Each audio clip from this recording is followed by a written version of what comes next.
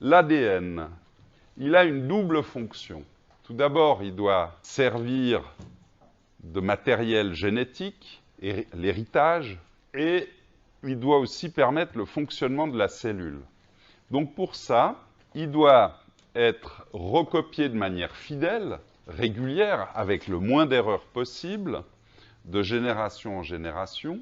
Et puis, il doit quand même permettre suffisamment de variabilité pour que chaque individu, chaque organisme d'une espèce soit légèrement différent des autres individus de la même espèce. Ce qui permet quoi, cette variabilité?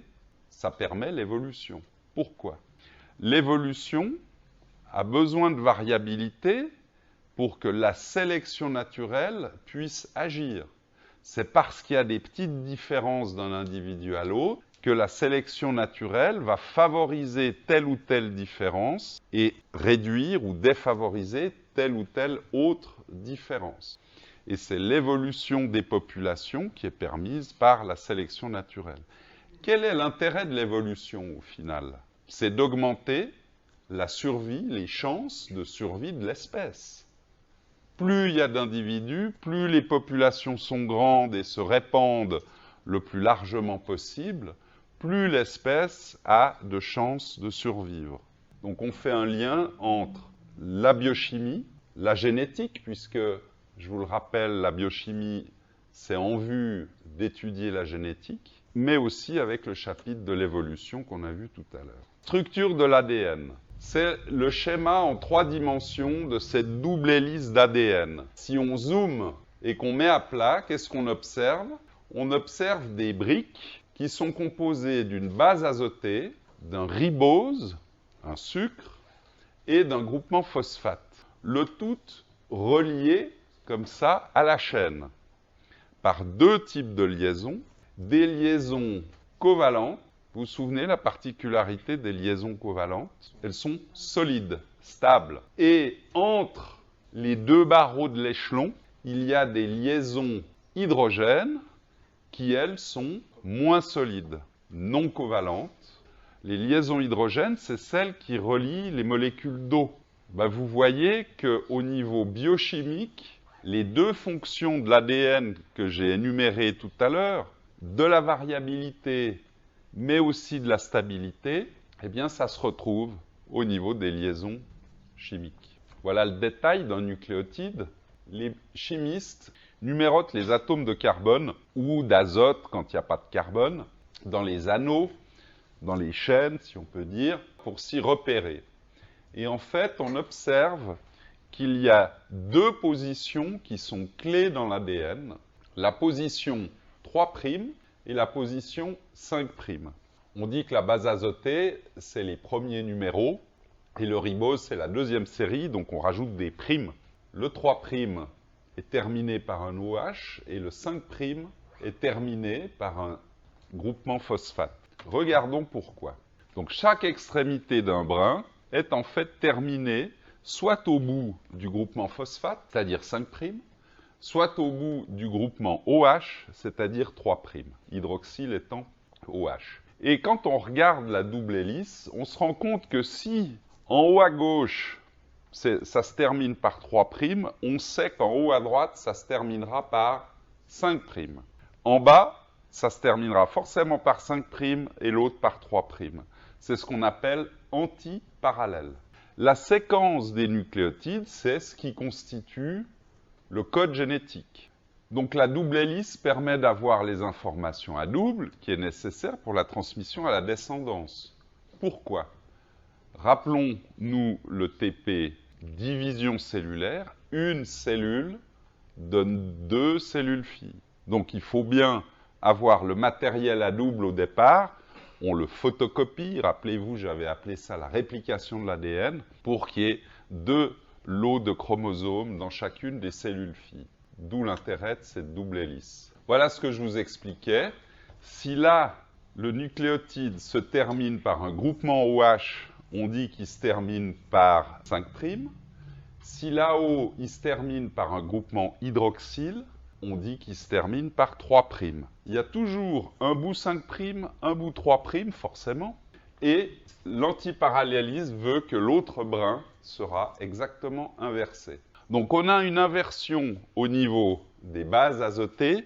Si là on a T, on sait qu'ici en face on aura A. Si là on a C, on sait qu'ici en face on aura G. C'est la propriété qu'on appelle la complémentarité des bases azotées. Donc l'un va toujours avec l'autre. A avec T, G avec C. Et l'autre caractéristique, c'est justement ces bouts 3', 5' antiparallèles entre deux brins. Évidemment, la première propriété, ce côté bicaténaire, c'est dû à la double hélice, c'est-à-dire en 2 exemplaires. Alors maintenant, l'ADN, on l'a étudié au niveau moléculaire. Maintenant, regardons un peu plus largement. Si on prend des photos de cet ADN, il est en double hélice. La double hélice fait 2 nanomètres de diamètre. Cette double hélice est entourée sur des protéines qu'on appelle des histones. Ces protéines forment ce qu'on appelle avec l'ADN des nucléosomes. Et c'est ça qui forme la chromatine que l'on voit à peine, mais qu'on voit quand même quand on observe au microscope. À leur tour, ces nucléosomes se resserrent, s'agglutinent, donc ça devient toujours plus visible, jusqu'à former les chromosomes que l'on voit en bas, qui sont d'1,4 micromètre de diamètre, c'est-à-dire à peu près 700 fois plus gros. Donc quand on observe un chromosome, ça veut dire que la chromatine qui le compose, si on la déroulait, serait 700 fois plus fine. C'est pour ça qu'on ne la voit pas au microscope. Donc, voyez les différentes formes de chromosomes, d'ADN, de molécules d'ADN qu'on peut observer, de l'ADN double hélice que je vous ai montré schématisé moléculaire, au chromosome bien compact. Voilà d'autres vues de ce qui peut être observé dans des cellules. Voilà 2 exemples de chromosomes, le X et le Y. Pourquoi on l'appelle Y? Parce qu'il a 2 jambes ou une jambe plus courte que les 2 autres. Mais le principe fondamental est le même. Voilà la structure d'un chromosome haploïde avec 2 chromatides, donc 2 bâtonnets reliés par le centromère. Chacun des bâtonnets, c'est un chromatide, et comme ils sont reliés et identiques, on dit que ce sont des chromatides sœurs. Et si maintenant on a une cellule diploïde, on va trouver 2 chromosomes à 2 chromatides, et ces 2 chromosomes identiques, on les appelle des chromosomes homologues. Alors justement, la réplication, comment ça se passe? C'est le mécanisme de copie. La première des étapes, c'est la séparation des 2 brins d'ADN. Imaginez une fermeture éclair qui est fermée et on l'ouvre. On sépare les 2 côtés. Chacun des 2 brins peut être copié et ils sont complémentaires, inversés si on peut dire. Si à gauche j'ai un A, à droite j'ai un T. Mais une fois qu'ils seront copiés, ils seront exactement identiques, puisque le A recevra un T et le T recevra un A. Du coup, on aura exactement la même chose. On aura bien créé 2 chromosomes homologues. Donc, on dit qu'ils servent de modèle, et comme c'est inversé, on dit que c'est semi-conservatif. Ce n'est pas une photocopie exacte, c'est plutôt comme un tirage en négatif. Mais au final, c'est la même chose. Tout d'abord, il y a une enzyme qui intervient, qui s'appelle l'hélicase. C'est elle qui déplie, qui détache les 2 brins. Si vous voulez, c'est la fermeture du zip. Il y a une polymérase qui va fabriquer le polymère ADN. Cette polymérase, c'est une autre enzyme qui va apporter les bases azotées au bon endroit pour que l'on ait une copie basée sur l'original. Voilà le schéma. Donc, on déplie la double hélice, l'hélicase sépare, et la polymérase rajoute les bonnes briques, c'est-à-dire les bonnes bases, aux bons endroits. Et après, à gauche, on obtient 2 brins. Cette réplication au niveau de la chromatine, elle s'effectue sur la chromatine, pas sur les chromosomes. Ça serait trop difficile d'aller dérouler la plotte quand elle est sous forme de chromosome. C'est à l'interphase que ça se fait, la réplication. Il y a plusieurs points de réplication. Comme ça, on gagne du temps. On fait le travail à la chaîne, mais en plusieurs endroits différents. On appelle ça les points de réplication. Donc, en gros, pour la réplication, il faut quoi? Il faut de l'ADN. Il faut une ou plusieurs polymérases et il faut une hélicase.